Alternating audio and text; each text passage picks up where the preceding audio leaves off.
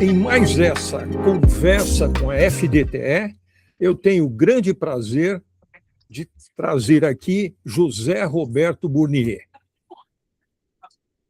jornalista, formado em rádio e televisão e trabalhando na Rede Globo há 43 anos. Boa tarde, Zé Roberto. Boa tarde, Thales. Boa tarde a todos. Prazer estar aqui com vocês. Muito bom.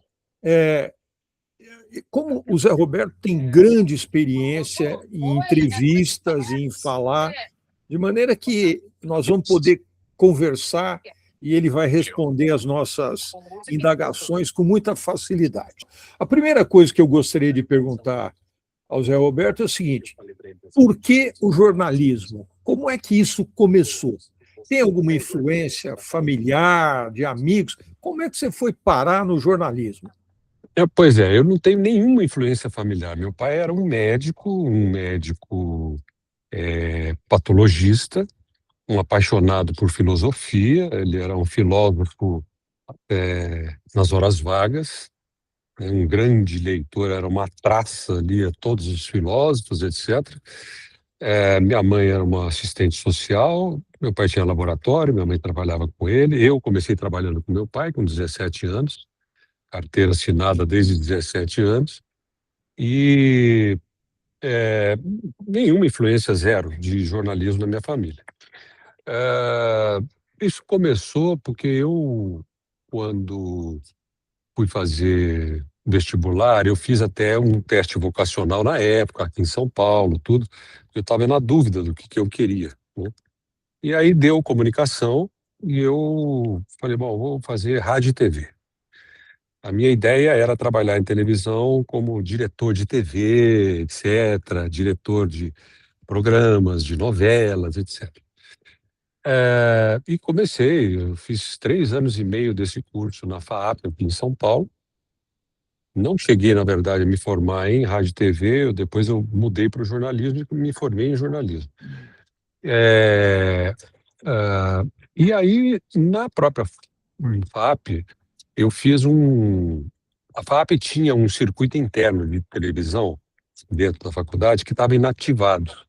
E eu reativei esse negócio e acabei fazendo até como disciplina lá, né, como uma das disciplinas de rádio e TV, formei um programa de esportes,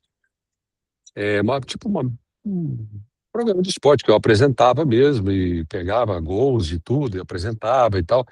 E começou a dar certo, o pessoal começou a ver dentro da faculdade e tal, blá, blá, blá, blá. E eu fazia tudo direitinho, né, aquela coisa de escrever a lauda, as marcações de câmera, os enquadramentos e tal. Era mais essa preocupação, não era preocupação jornalística, era mais uma preocupação técnica. Interessante. Curioso, né? Rapaz, mais com a imagem, né? E aí eu fiz esse negócio, achei que deu certo, e aí eu decidi por conta própria, porque eu sou de Campinas, sou nascido em Campinas. Falei, eu vou atrás, eu vou lá bater na porta da TV Campinas. Aí eu fui com os meus scriptzinhos debaixo do braço, e também com um trabalho que eu fiz sobre televisão e tal. Fui lá, bati na cara dura, forcei a barra lá, pedi para falar com o diretor, que era o Oliveira Andrade, o grande narrador e tal, o grande amigo. E o Oliveira um dia me recebeu e eu conversei muito com ele e tal. Eu era um menino de 23 anos, estava querendo começar, e eu falei para ele, olha, eu queria uma oportunidade de experimentar, de ficar aqui na redação, experimentar para ver o que é isso, para ver se é isso mesmo que eu quero e tal, e se eu quero trabalhar em televisão e tal, não sei o quê. Ele gostou do meu interesse, da minha força de vontade, da minha iniciativa e tal, e ele deixou eu ficar ali na redação, e eu comecei a trabalhar na rádio escuta da televisão sem ser registrado e sem ganhar nada. Eu todo dia fazia um horário lá na rádio escuta só para poder ficar lá e ver como é que era o negócio. E aí fiquei trabalhando na rádio escuta, recebia as primeiras informações, passava para o pessoal da pauta, da produção, aquela coisa toda, né? E aí, com o tempo, eu fui e escrevi um trabalho com a experiência que eu tive nos primeiros meses, foi em tipo junho, julho de 1983, Uhum. lá para setembro, assim, eu já fiz um trabalho sobre o caminho da informação dentro da televisão. Puxa, que interessante. E aí apresentei esse trabalho para o Oliveira Andrade. O Oliveira ficou encantado com o que eu tinha escrito e que era exatamente aquilo, como é que a informação circulava dentro de uma redação e virava uma reportagem, virava algo que era divulgado na televisão, etc. E aí um dia ele me falou, assim, eu vou botar você para fazer um teste na rua. E eu não estava entendendo nada, porque a minha cabeça, eu queria ser um apresentador de programa de esportes no estúdio. Sim. De repente, ele me fala para fazer um teste como repórter na rua. Eu não tinha, na minha cabeça, nada de ser repórter e de ser jornalista. Eu não tinha isso na cabeça. Mas foi o que me surgiu. Aí eu me lembro que eu fui fazer esse teste. Olha como são as coisas. Uma equipe, num domingo, num plantão, aqueles plantões de afiliada do interior, né? Uhum. A equipe era Heraldo Pereira, como Olha repórter, só. e o cinegrafista dele era simplesmente o Bartolomeu Clemente, que foi um cara que trabalhou muitos anos com ele, aqui na Globo de São Paulo também. Infelizmente, ele faleceu tem uns 10 anos, mais ou menos. E ele estava indo fazer uma matéria de uma feirinha de artesanato em Piracicaba. Uhum. E lá fui eu junto com eles. E aí eu fiz um teste, eu fiz um boletim de 40 segundos sobre a feirinha e tal, ali, gravei e tal, decorei um texto lá que eu escrevi e tal, né? E o Oliveira viu, gostou, achou que eu tinha jeito para coisa, começou a me colocar para fazer, para acompanhar equipes e tal, e aos pouquinhos eu fui começando a substituir repórter na madrugada, no horário mais terrível da televisão. Eu entrava tipo 10 da noite, ficava até 5 da manhã e comecei a cobrir férias de repórteres na madrugada, fazendo uma materinha aqui, uma materinha ali, um boletim aqui e tal. E comecei a fazer Globo Cidade, que era aquele boletim que tinha à tarde, né, na programação de todas as afiliadas e tal, e da Globo, também das Globos e tudo. E aí foi indo, comecei a cobrir férias em outubro, novembro, dezembro, janeiro. Quando chegou, acho que por aí, fevereiro, março, por aí, o Oliveira falou: olha, acabou, não tem mais férias para você cobrir. Eu não tenho vaga aqui em Campinas, eu tenho uma vaga em Ribeirão Preto, na Globo de Ribeirão Preto. E essa foi uma decisão uma das primeiras decisões que eu tomei na minha vida, que foram muito importantes para a minha carreira. Eu decidi apostar nisso e apostar tudo. Eu fui sempre muito precoce, eu estava casado, eu casei com 20 anos, com uma Puxa vida, bailarina de Belo Horizonte.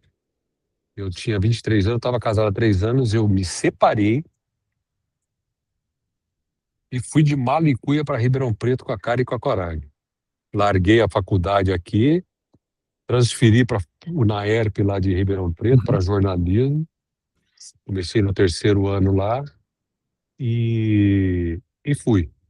E foi, assim, uma experiência espetacular do ponto de vista de trabalho, porque foi uma época em que eu peguei as greves dos boias-frias de Guariba, que foi aquele sim. movimento muito forte, teve mortes, as greves dos laranjeiros de Bebedouro, dos sapateiros de Franca, por aqueles levantes todos, eu cobri tudo isso. E aí já comecei a cobrir mesmo até para o jornal Hoje, já começou a Uhum. entrar em alguma coisa em rede, Bom Dia Brasil e tal.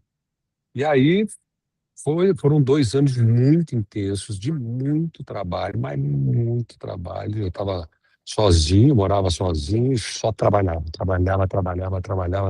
o tempo inteiro.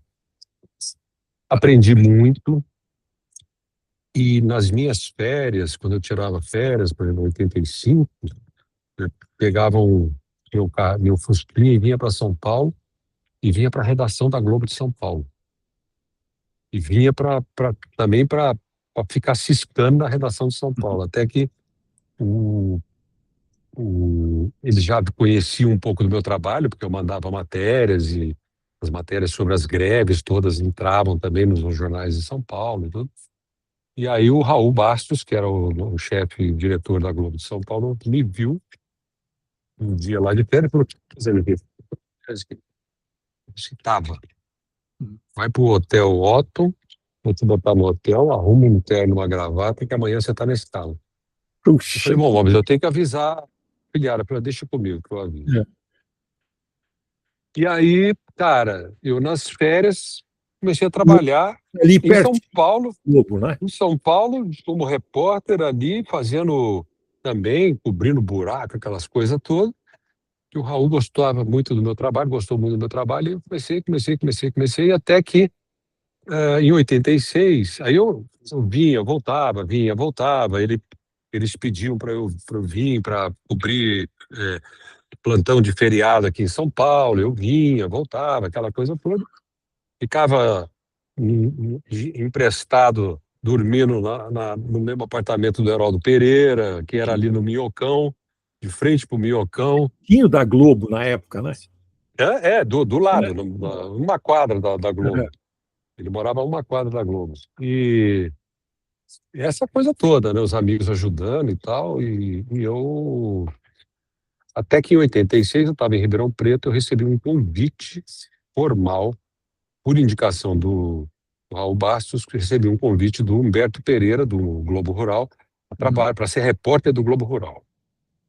Porra, eu achei o máximo aquilo, porque o Globo Rural já era tido como um programa top da Globo, muito diferenciado, né? Grandes repórteres, tanto é que, pô, eu cheguei, tinha Zé Hamilton Ribeiro, É. tinha tinha vários, o Ivaci Matias, tinha vários repórteres de renome mesmo, né? O Sérgio Roberto era o apresentador, o Carlos Nascimento, só fera, né? E, e aí eu vim, fui contratado aqui, fiquei de 86 a 88 no Globo Rural, viajei o Brasil inteiro, e aí mudei a faculdade, eu estava terminando a faculdade lá em Ribeirão Preto, tive que transferir para a PUC de Campinas, para terminar em Campinas. Então eu trabalhava em São Paulo, morava em São Paulo, viajava o Brasil inteiro e fazia faculdade em Campinas. É uma loucura. Eu chegava de viagem ia correndo para a faculdade, para fazer trabalho de faculdade, porque eu não podia estar nas aulas, porque eu viajava muito, então eu trocava a minha presença por trabalho de faculdade. Aí, pô, nossa, já foi um sufoco para me formar. E a Globo me cobrando muito o diploma, porque o sindicato dos jornalistas batia muito forte. E a Globo não permitia que a gente trabalhasse como repórter se não fosse jornalista. Então, se eu repetisse de ano, eu ia ser demitido na Globo. E eu tinha essa pressão toda, porque eu viajava muito e eu não podia repetir de ano. Eu tinha que fazer os trabalhos da faculdade, então, era uma loucura. Eu fiz verdadeiras loucuras, assim, vou te dizer, de várias vezes de madrugada eu saindo com o meu Fusquinha para fazer prova, ou voltando de prova da PUC, e morto de cansaço, quase dormindo no volante, eu parava no pedágio da Bandeirantes, debaixo da luz, parava 1 hora ali o carro, estacionava no pedágio e eu dormia dentro do carro para não dormir no volante. E muitas vezes parei no frango assado da Anhanguera, várias vezes no estacionamento, dormia 1, 2 horas dentro do carro para ir trabalhar em Campinas, para ir na PUC, uma loucura, loucura total. Foi uma época de muito esforço da minha parte para conseguir me formar, continuar empregado na Globo, continuar empregado no Globo Rural. Aí eu consegui. Aí chegou em 89, a Globo estava numa crise financeira terrível por conta da, da crise financeira do país. A Globo tinha uma dívida da Globo Cabo impagável, mais de US$ 1 bilhão, e a Globo acabou vendendo, né, para a NET, vendeu a NET, e se livrando disso, mas a Globo passou por uma crise em 89 muito forte, todos os departamentos tinham que demitir. Todos os departamentos da Globo inteira tinham que demitir funcionários. E o Globo Rural tinha que demitir uma pessoa. E o Humberto Pereira me chamou e falou assim, olha, está acontecendo isso, eu decidi você, porque você é o único que tem condições de atravessar a avenida aqui e conseguir uma colocação lá no jornalismo da Praça São Paulo. E aí foi assim, eu fui demitido em 89. No dia seguinte, o Raul me contratou como repórter da Globo de São Paulo, em 89. E aí comecei uma estrada de muito aprendizado, que foi essa década de 90 toda. Eu cresci muito, aí eu já virei repórter do Jornal Nacional no começo dos anos 90, cobri toda a campanha do Lula contra o Collor, de 89, intensamente. Eu era o responsável pela cobertura do Lula aqui em São Paulo, no estado inteiro, viajei com ele o estado inteiro, fiquei muito próximo dele, tudo. Enfim, aí depois eu no meio só de cobra. Lembro que eu chegava na Globo de São Paulo, na nossa chefia de reportagem, o quadro de repórteres era Carlos Nascimento, Ernesto Palha, Carlos Dornelles, Isabela Assunção, Neide Duarte, Maria Cristina Poli, só fera, Caco Barcelos, e eu ali no meio deles, né?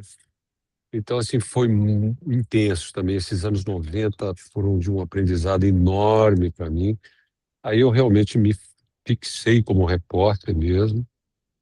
E aí foi. Quando foi em 2004, 2003, eu fui convidado para abrir a correspondência da Globo na Argentina. Eu fui Como correspondente foi na essa experiência lá? Foi também uma experiência exaustiva de trabalho, porque a minha mulher, eu já tinha casado de novo, tudo, e já estava com 2 filhas. Minha mulher ficou com minhas filhas aqui em São Paulo e eu fui sozinho. Eu fiquei quase 2 anos na Argentina sozinho. Muito difícil, emocionalmente muito difícil para mim, para elas também. E eu viajei a América Latina inteira, tudo sozinho. Nos primeiros 6 meses eu não tinha cinegrafista, era eu mesmo que fazia as minhas filmagens as minhas passagens, tudo, minhas gravações.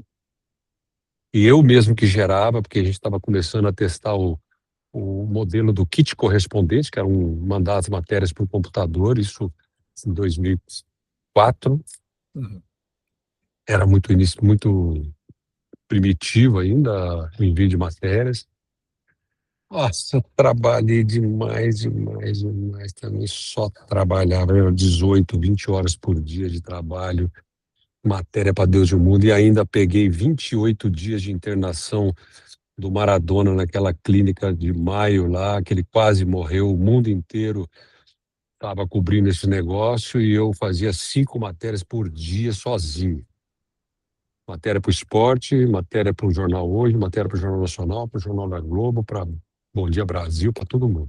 E você Cara, assim, montava o sistema, e começava a eu, gravar, eu filmava. punha o tripé, a câmera no tripé, gravava minhas passagens, gravava as minhas entrevistas, voltava para casa, empacotava tudo, gerava pelo computador, voltava para a clínica para fazer outra matéria para outro jornal. Fazia 5 matérias todos os dias. Eu ficava indo e voltando para a clínica. E tinha que gerar, e tinha os problemas de geração, caía a internet era discada ainda. Olha, eu tenho até preguiça de contar, porque é tanto sofrimento que eu já passei e tanto esforço que eu já fiz na minha profissão que, putz, olha, vou te contar, viu? E aí foram 2 anos realmente de muita produção. Cobri toda a história do Chaves, entrevistei o Chaves com exclusividade no plebiscito dele. Eu e mais 4 veículos do mundo só que conseguimos fazer isso. Fiz todo o processo também de ascensão e queda do Evo Morales, a queda do Mesa, a ascensão do Evo Morales, a queda do Evo Morales na Bolívia, também no Chile, no Paraguai, enfim, no Uruguai. Fiz todas essas movimentações, todas. Fiz a invasão toda a saga da invasão da nossa embaixada em Honduras pelo Zelaya. Cobri toda aquela história lá, enfim, fiz muita coisa. E aí voltei para o Brasil em 2006 e continuei trabalhando como repórter, né, especial do Jornal Nacional. E aí quando foi...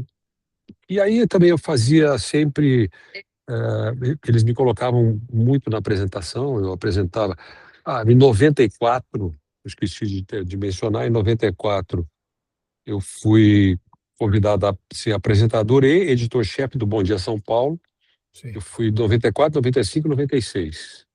Em 96 eu voltei para a reportagem, e aí sim continuei no Jornal Nacional, fui para a Argentina, voltei, continuei, e aí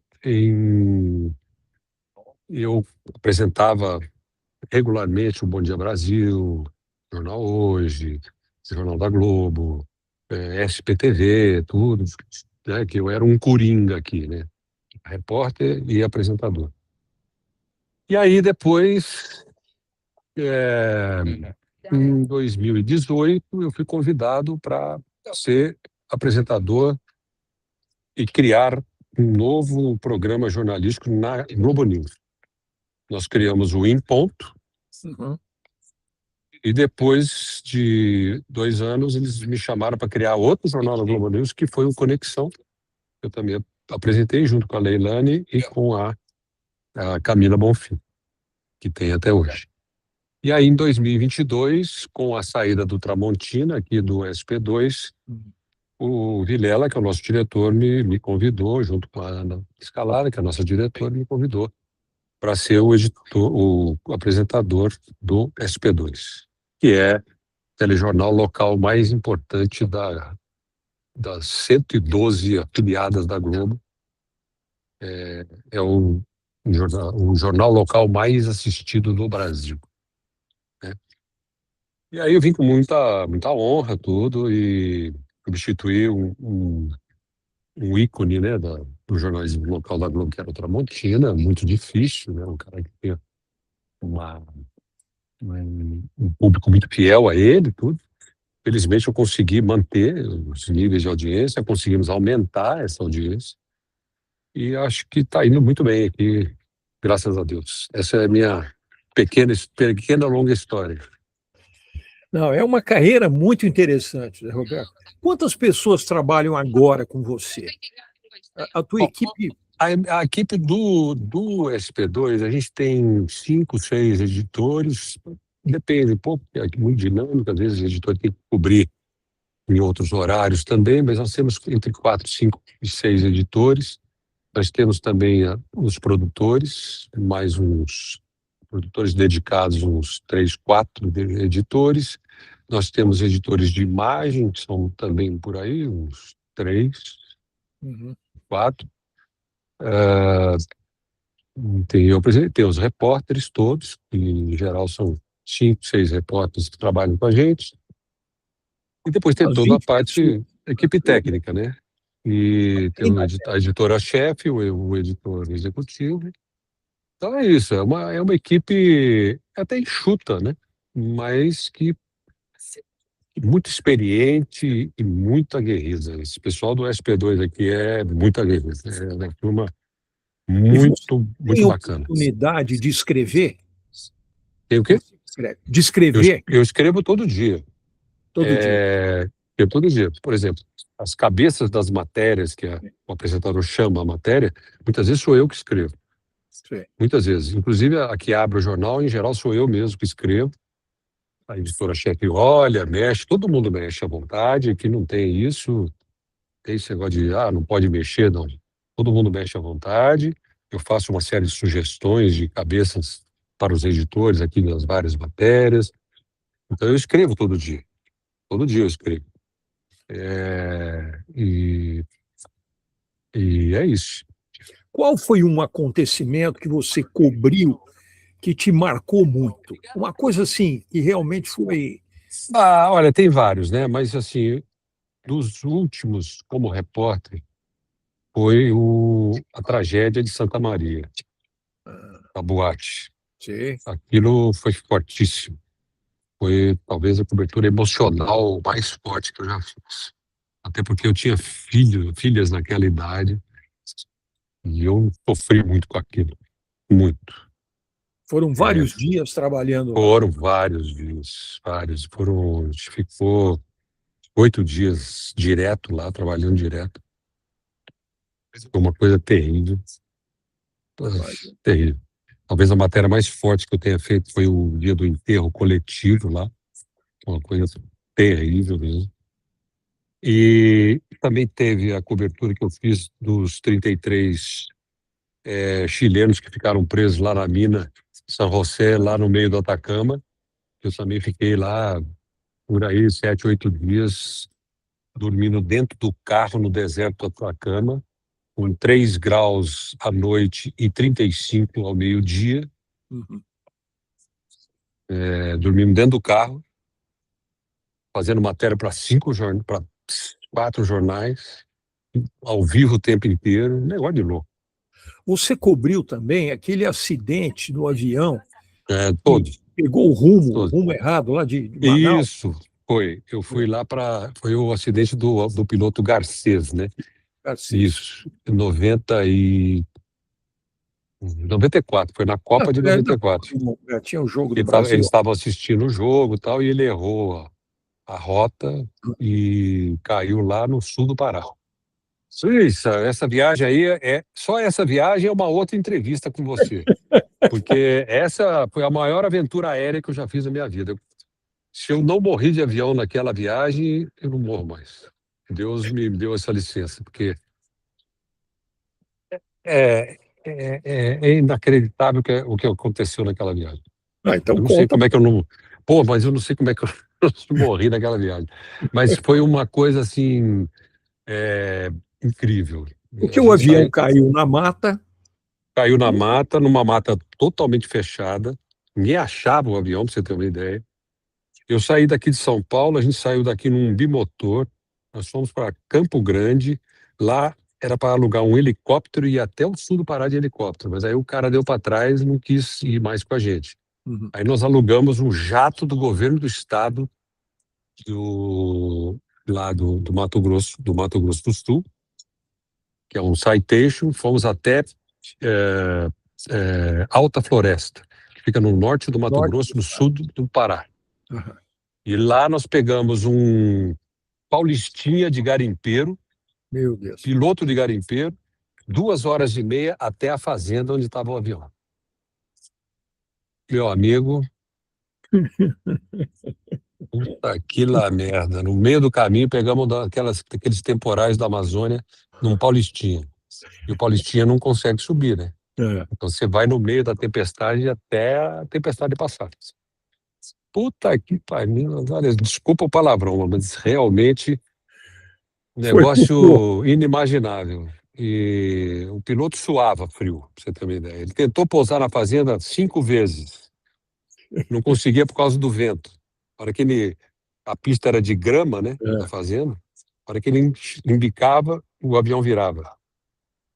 A asa virava. Meu Deus.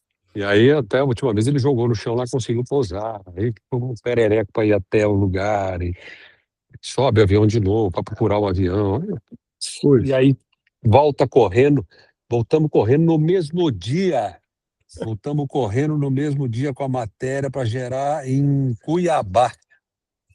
De Cuiabá Na volta, pegamos um temporal de 2h30 no Paulistinha na volta e depois mais um temporal no Citation. Aí é melhor. Sim, mas o Citation, até ele conseguir subir 30 mil pés, ele passou no meio de uma cúmulus nimbo. Meu amigo, pelo Quase que amor você de Deus. vira notícia. Nossa, eu não sei como é que a gente não foi pro brejo naquela viagem. Enfim, são várias coberturas grandes e tudo muito pesado, sabe, Thales? Muito pesado, você sabe como é que é isso. A gente faz tudo sozinho, né? Eu e o cinegrafista só, tem que resolver tudo sozinho, tem que produzir tudo, comprar passagem, arrumar hotel, arrumar carro, fazer tudo sozinho. É Então, interessante. Realmente, a gente, olhando de fora, não tem muito essa percepção. não tem ideia.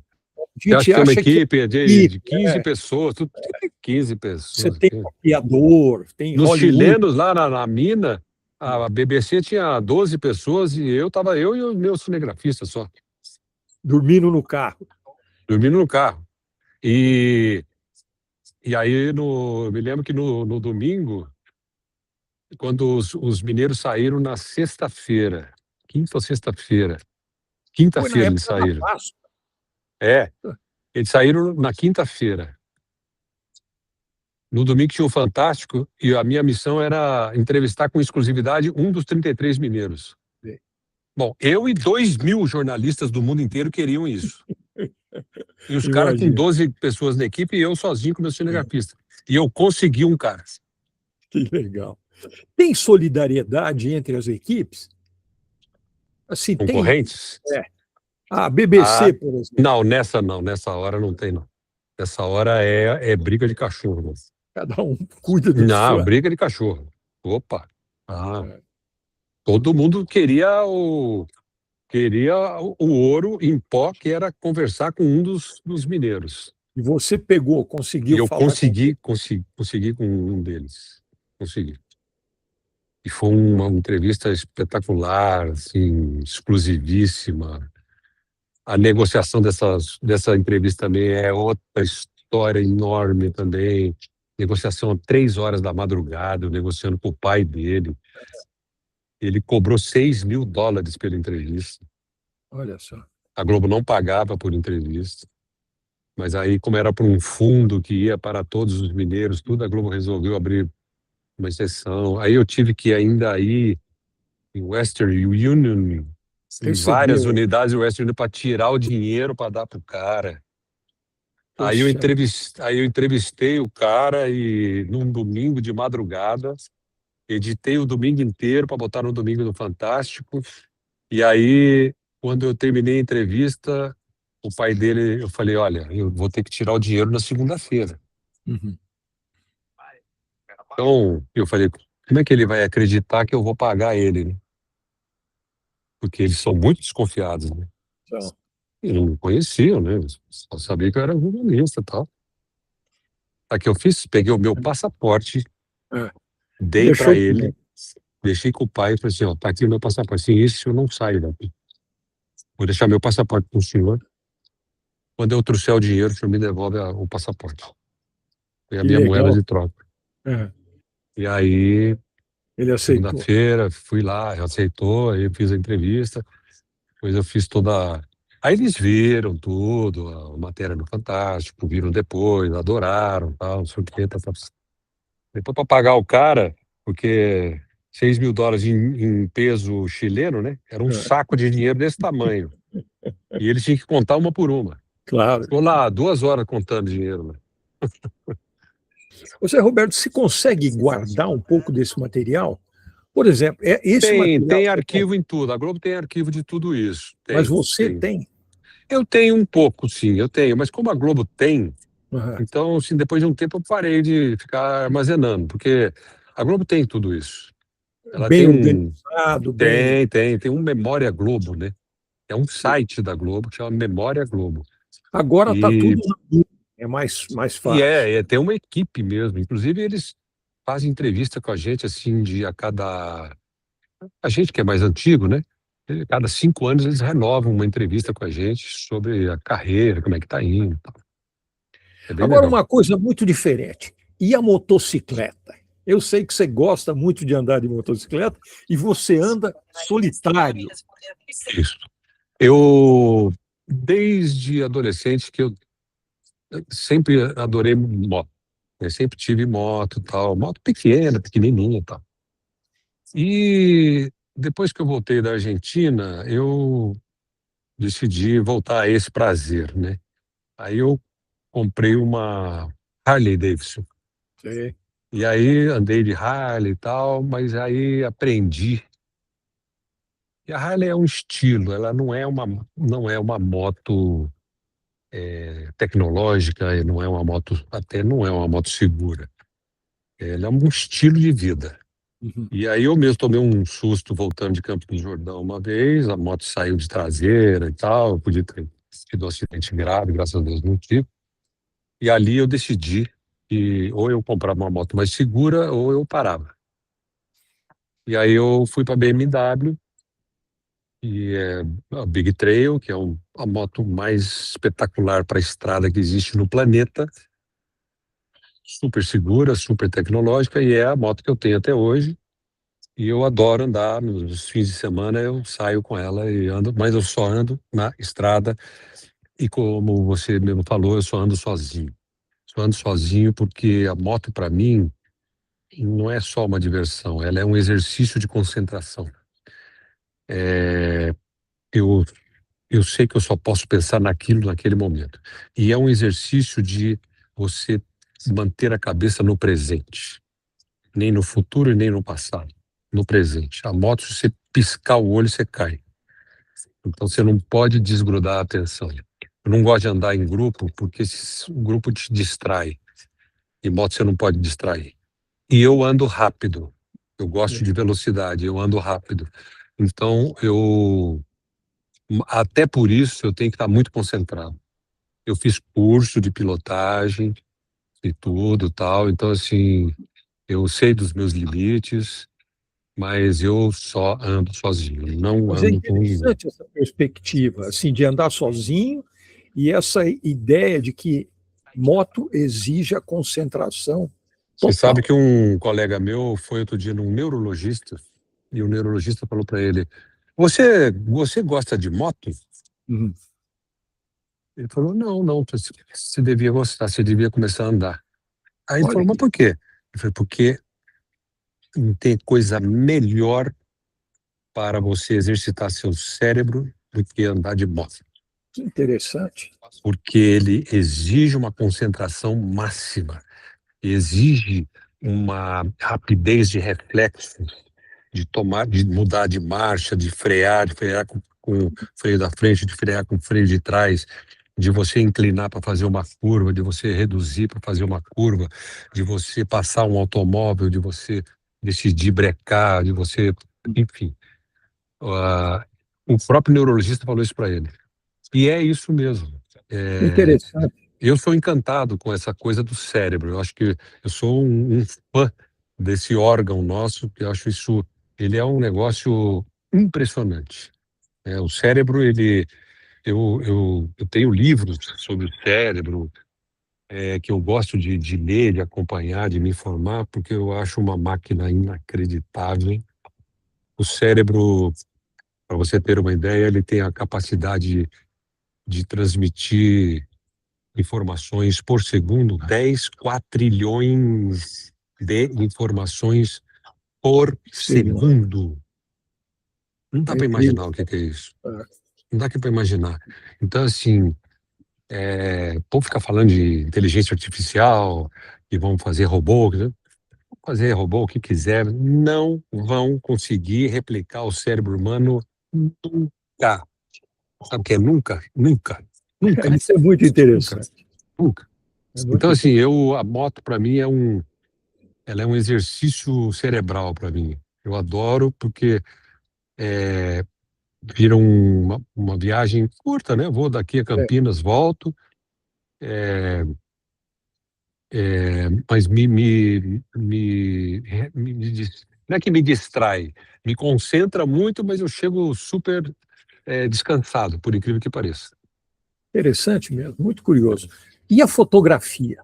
Como é que é a fotografia Então, para a você? fotografia, assim, eu sou apaixonado por imagem desde sempre, né? Então, você veja que eu comecei a minha carreira para pensando em ser um diretor de TV, sempre gostei dessa coisa da imagem, do enquadramento, etc.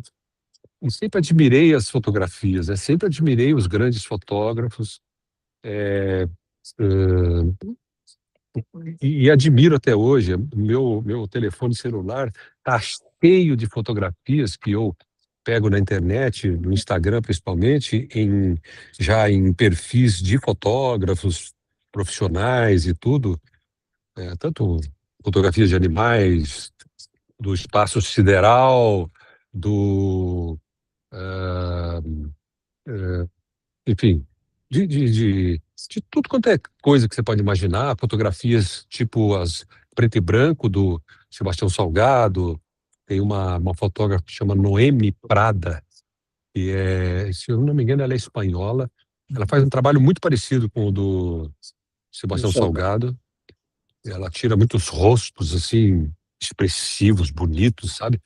Então, assim, eu admiro muito a fotografia. E sou um amador completo, né, para tirar fotografia. Então, eu procurei um professor chamado Thales, que me foi indicado por um fotógrafo aqui da Globo, que me indicou você, e eu falei, ah, não, eu quero uma pessoa assim.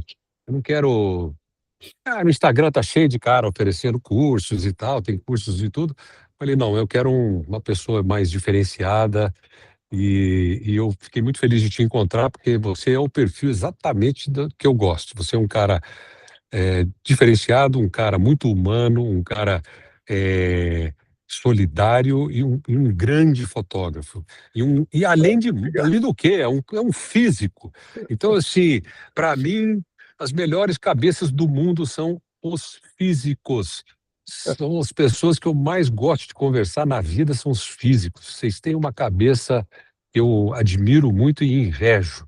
Vocês têm uma cabeça muito, como diz o americano, né, wide, né, uma cabeça muito ampla, né, muito aberta, né, impressionante como vocês conseguem falar de qualquer assunto.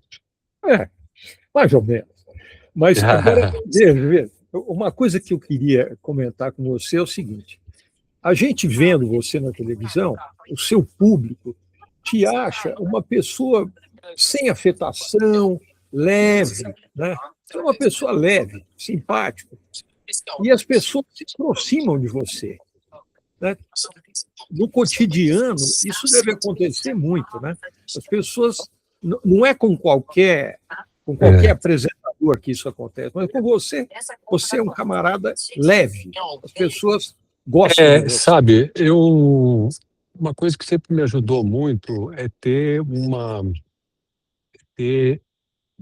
digamos assim, uma revisão permanente do meu estado emocional. Eu faço psicanálise há 40 anos. Ah, que Nunca interessante. larguei, nunca larguei. Porque para mim é uma ferramenta de vida, de autoconhecimento e de conhecimento dos humanos. Então, assim, a gente tem que se conhecer e entender, né, as pessoas. É, eu realmente, assim, eu estou há 43 anos na televisão, na tela da Globo, e nunca tive essa afetação de querer, sabe, ser um pavão, de querer ser isso mais que alguém, furar fila ou nada. Isso não me interessa. Eu não me acho, porque eu trabalho em televisão, que eu sou mais do que ninguém. Eu sou jornalista, eu sei da minha responsabilidade, sei da minha importância, mas na medida, entendeu? Assim como um sapateiro tem a importância dele, como um fotógrafo tem a importância dele. Eu acho que cada um na sua, e assim, eu procuro mesmo, eu não gosto dessa bajulação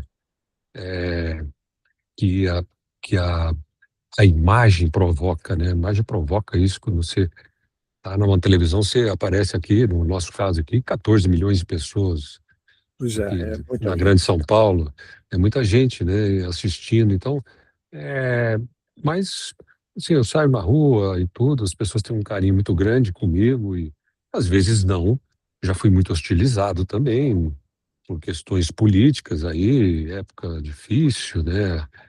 Os os radicais aí, os extremistas nos xingando muito e tal, já fui muito xingado, já tive uns problemas mesmo, já tive processos, já processei e tudo e tal.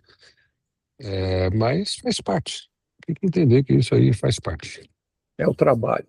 É o trabalho. Seu Roberto, uma última pergunta, mas eu queria mesmo a sua opinião.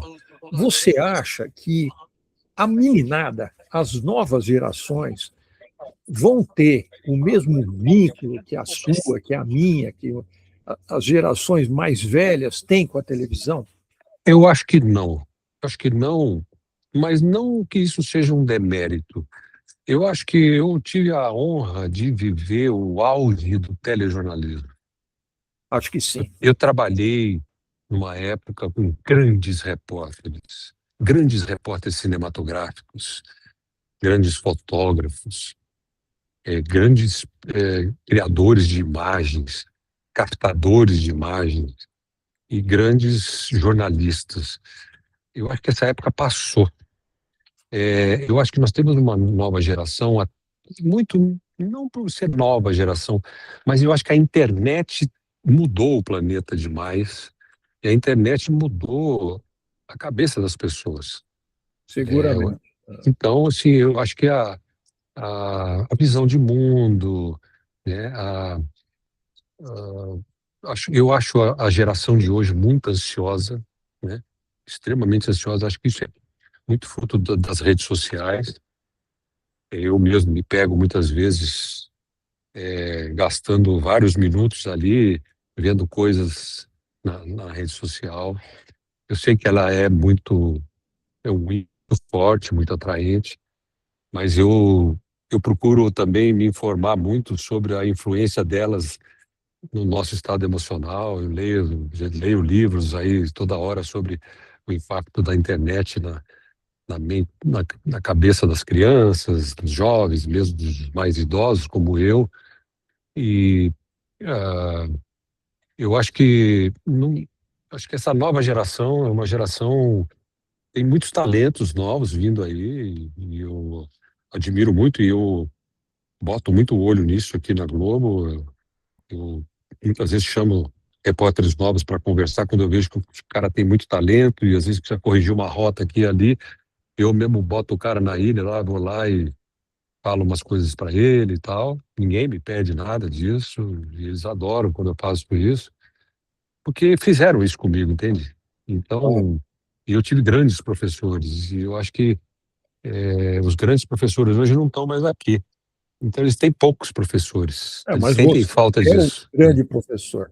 Eu Eu fico. sou um deles, né? Tenho outros Não, colegas mas também não, antigos aqui, mas, sempre enfim, tem. Mas eu você, procuro auxiliá-los, mas eu acho que essa coisa que a gente tinha de fazer esse jornalismo com essa paixão toda, de ficar 20 horas trabalhando por dia durante 6, 7, 8 dias, sem parar. Eu não sei se essa turma tem esse comprometimento, sabe? entendo. Eu acho que tem talentos e tem pessoas que estão comprometidas, mas hum, é Eles diferente, leem menos. muito menos, muito menos. E eles leem hoje, como a gente tem tudo à disposição na internet, né? Então você lê just in case, né? Então eu preciso ler sobre fotografia, agora vou aqui, leio o que eu preciso, né? A gente não, a gente lia um monte de coisa, né? A gente lia jornal, né? E o Jornal de jornal. papel. Eu guardava, eu fazia arquivos, meus arquivos, que hoje é o Google, era um arquivo de papel. Eu tinha uma estante lá com aqueles arquivos todos sobre fatos, né? Sobre guerras, sobre isso, sobre conflitos, que muitas vezes eu tinha que recuperar e relembrar, então eu ia lá e lia as matérias da época. Era assim que a gente fazia. Você também fez isso, com É, certeza. Era assim que a gente guardava. Hoje não precisa de fazer nada disso. Você tem o Google à disposição aqui e acabou. Você vai lá e pesquisa e fica atualizado em segundos. é Isso verdade. é uma maravilha, sem dúvida. Mas, mas veja que curioso, né? Nessa nossa conversa, Você não falou nenhuma vez aí, né? Eu vejo os jovens apresentadores falando de um jeito que eu chamo o jornalismo do aí. Sabe, É, essas interjeições mostram uma falta de leitura. Não tem Machado de uma Assis. vulgarização, né, da É, linguagem, né? É falta de leitura mesmo, sem dúvida. E eu estou me policiando, sabe, Thales? Eu mesmo estou me policiando com relação a isso, porque eu sei que a internet puxa tanto a gente que eu fico mais horas no computador lendo notícias e estudando e tudo, do que lendo um livro. Então eu estou me policiando, me forçando a ler algumas páginas todo dia de livro para eu voltar a ler os livros que eu parei de ler, curioso, muito né? interessante isso. Porque realmente a internet puxa muito. E aí, quando você vai querer ler um livro, você está cansado, É, né? Então, você acaba não lendo. E a gente tem que ler, tem que ler. O livro é a base de tudo mesmo, não tem jeito, a gente tem que ler, tem o que ler. discurso vem do livro. O discurso vem do livro, a comunicação vem do livro. Você tem que aprender com outras pessoas, você tem que aprender eternamente, né? É, Eu falo uma frase aqui para eles aqui que às vezes eles ficam até meio uma um ponto de interrogação na cara, né? Eu falo, olha, quanto mais eu estudo, menos eu sei. é verdade. É verdade. Então, eu falei, mas como assim? Porque quanto mais você estuda, mais dúvida eu tenho. Mais Então, lacunas são criadas. mais lacunas a gente tem. Então, enfim, Não, mas é isso mesmo. Eu acho que o processo de psicanálise, o processo terapêutico, também te leva a isso. Eu falo que é melhor ter dúvidas do que é, muita certeza. é verdade. É verdade. Não, não, totalmente. Eu prefiro ter mais dúvidas, eu prefiro, por exemplo, ler um livro e ficar com mais dúvidas do que antes de começar a ler o livro. É Porque verdade. me faz pensar, me É, faz, né, buscar algo a mais, né? Então, por exemplo, eu adoro ver os vídeos do Sergião, né? O Sergião é aquele sim, astrólogo sim. físico, né? É, geofísico. Carecão, Geofísico. geofísico, gente boa demais. Você já E ele conhece entrevistou muito ele? sobre buraco negro, né? E eu É. tô encantado com esse negócio do buraco negro, mas eu ainda não consegui eu não consigo acompanhar todo o raciocínio dele, né? Não consigo, ainda preciso estudar mais para acompanhar o raciocínio dele, as coisas que ele fala, né? Então, assim, eu tô encantado com esse negócio do buraco negro, ainda mais agora que está Artemis 2 aí É, que nessa beleza, hein? missão para a Lua, que é uma missão linda, né? Que eu até a capa hoje, agora, acabei de botar no meu celular, é a foto da parte sul da Lua, que a gente nunca via que a NASA publicou e eu botei aqui no meu descanso do meu celular aqui, é a face que a gente nunca viu da Lua, né? Pois E, enfim, eu sou encantado com esse negócio também do universo, acho o Marcelo Gleiser um dos caras mais brilhantes, brasileiros é mais verdade. brilhantes que existem, o Nicoleles, esse pessoal todo aí é demais, cara. O Tem Paulo muito. Artacho, esses físicos olha, esses caras são diferenciados, né? É, Vocês, né? Porque você é físico também. mas muito bom, Zé. Olha, Olha, foi um prazer enorme falar com você. Podia ficar aqui o dia todo conversando com você. Você é uma pessoa muito bacana e estou muito honrado de ser seu aluno. eu é que estou honrado, eu que fico feliz, Imagino. agradecido por essa sua generosa entrevista. A FDPE agradece muito. Muito obrigado a todos e obrigado a você, Thales. Grande abraço. Um abraço. Até.